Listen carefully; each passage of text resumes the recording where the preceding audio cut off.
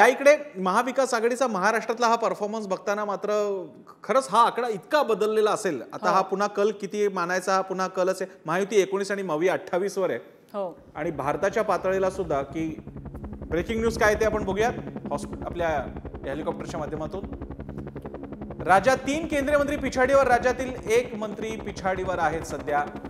आणि राज्यातले 3 केंद्रीय मंत्री पिछाडीवर, त्यामध्ये भारती पवार यांचं नाव आपल्याला घेतलं पाहिजे.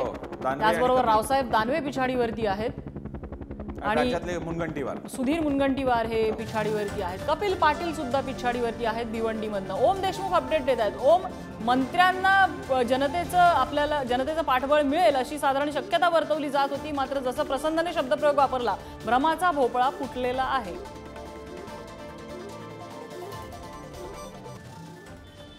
अगदी चपखलपणे हा शब्द वापरता येईल की भ्रमाचा भोपळा जो आहे तो कुठेतरी फुटलाय. कारण केंद्रीय मंत्र्यांना सुद्धा आपल्या मतदारसंघामध्ये, आपल्या संस्थानांमध्ये ज्या कधी काळी हे लोक या मतदारसंघांमध्ये अनेक वर्ष सलग निवडून येत होती, मात्र या लोकांना सुद्धा, या राजकीय नेत्यांना सुद्धा जनतेनं मतपेटीतून उत्तर दिलंय, मतपेटीतून आपल्या भावना आहेत त्या व्यक्त केल्यात.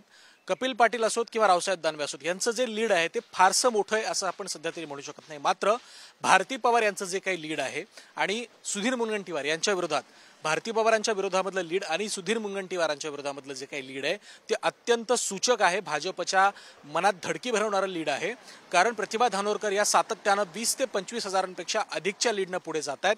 त्यासोबत दुसऱ्या बाजूला ज्या भारती पवार यांच्या विरोधातली भास्कर भगरे हे जे काही आपल्याला एक हातकणंगलेमध्ये जावं लागतंय, तिथून ब्रेकिंग न्यूज येते. हातकणंगलेमध्ये सत्यजित सरुडकर 5909 मतांनी आघाडीवर आहेत. सत्यजित पाटील सरुडकर हातकणंगलेमधले उमेदवार हे 5909 मतांनी आघाडीवर आहेत. हातकणंगलेमध्ये सुद्धा अनपेक्षित निकालाच्या दिशेने प्रवास चाललाय का असं वाटावं. असा उत्तर मध्य मुंबईत उज्ज्वल निकम 50,000 मतांनी आघाडीवर आहेत. उज्ज्वल निकम यांना हायचं वाटलं असेल, कारण सुरुवातीला आघाडी पिछाडी असं बरंच चित्र पालटत होतं, मात्र आता एक स्टेडी त्यांची मताधिक्य त्यांचं बघायला मिळतंय. सोलापुरात प्रणिती शिंदे पिछाडीवर आहेत. प्रणिती शिंदे यांची सुद्धा आघाडी स्टेबल आहे असं वाटत असताना अचानक 1-2 फेऱ्यांनंतर त्या पिछाडीवर आलेल्या आहेत. अर्थात ही पिछाडी किती आहे हे बघायला लागेल. 5,000 मतांची आघाडी आहे. मगाशी आपण पाहिलं राम सातपुते 5,000 मतांनी आहेत. शशिकांत शिंदेची आघाडी कायम आहे साताऱ्यामध्ये. उदयनराजे 5,000 मतांनी पिछाडीवर आहे. पण लोकसभेसाठी ही आघाडी सुद्धा काही खूप मोठी अशातला भाग नाही. 1-2 फेऱ्यांमध्ये ही सुद्धा कव्हर होऊ शकते. खरं कव्हर होऊ शकेल. म्हणजे या जागा अशा आहेत, म्हणजे जसं सांगलीची जागा आता निघाल्या जमा मानली जाते, धानोरकरांची निघाल्या जमा मानली जाते, तशा या जागा नाही आहेत. 30-40 हजाराचे फरक नाहीत, 5-5 हजाराचे फरक आहेत. किंवा पुण्याची मोहळांची जागा आता लागल्यात जमा असं म्हटलं जात आहे, तसे नाही आहेत. त्यामुळे 5,000. पण तरी सुद्धा शशिकांत शिंदेची फाईट यासाठी, कारण काही फाईट्स यासाठी महत्वाच्या आहेत की उदयनराजे, छत्रपती उदयनराजे भोसले उभे राहिलेले आहेत. आणि याला एक आणखी कंगोर असा आहे, 2 छत्रपती यावेळी मैदानात होते, त्यामुळे तोही परफॉर्मन्स बघितला जात होता. एक काँग्रेस विरोधी पक्षातले छत्रपती, एक्झॅक्टली, मवियातले एक छत्रपती महाराज आणि एक दुसरे साताऱ्यातले. ओम देशमुख आपल्या सोबत आहेत. ओमकडे जाऊया. ओम, मगाशी तू केंद्रीय मंत्र्यांचा मुद्दा सांगत होतास. 3 केंद्रीय मंत्री आणि 1 राज्यातले मंत्री त्यांना पिछाडीवरती आहेत. हो,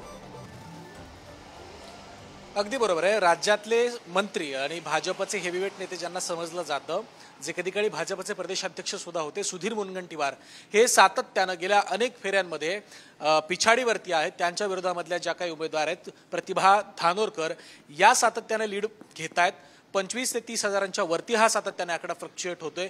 मात्र मुनगंटीवारांना काही आघाडी मिळते असं सध्या दिसत नाही. दुसऱ्या बाजूला राज्यातले 3 केंद्रीय मंत्री जे सध्या पिछाडीवरती आहेत, रावसाहेब दानवे, कपिल पाटील आणि भारती पवार, यापैकी भारती पवारांचं जे काही सध्याची स्थिती त्यांची आहे ती फारशी चिंताजनकच आहे असं आपण म्हणू शकतो. कारण त्यांच्या विरोधातले जे काही उमेदवार आहेत, भास्कर भगरे, यांचं सुद्धा लीड सातत्यानं वाढतंय. कपिल पाटील असतील किंवा रावसाहेब दानवे असतील, यांचं जे काही लीड आहे ते सातत्यानं फ्लक्च्युएट होतंय. सद्यस्थितीमध्ये काही वेळापूर्वी जी आकडेवारी समोर आली होती त्यानुसार कपिल पाटील हे 5,000 मतांनी मागे होते. रावसाहेब दानवेंची स्थिती सुद्धा तशाच प्रकारची आहे.